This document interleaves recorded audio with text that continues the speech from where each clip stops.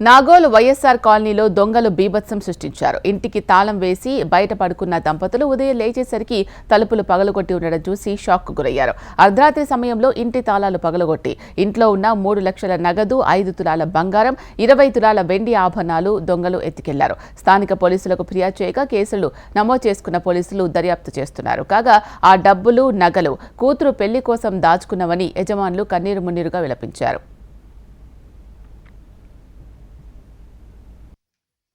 మూడు తులాల బావు తాడు,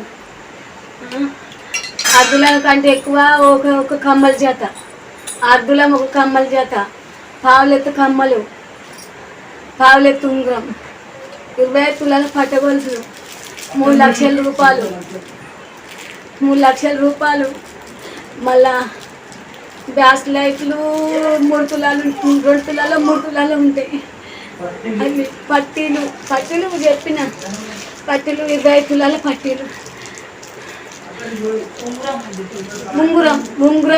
ఉంగురం పావులెత్తు.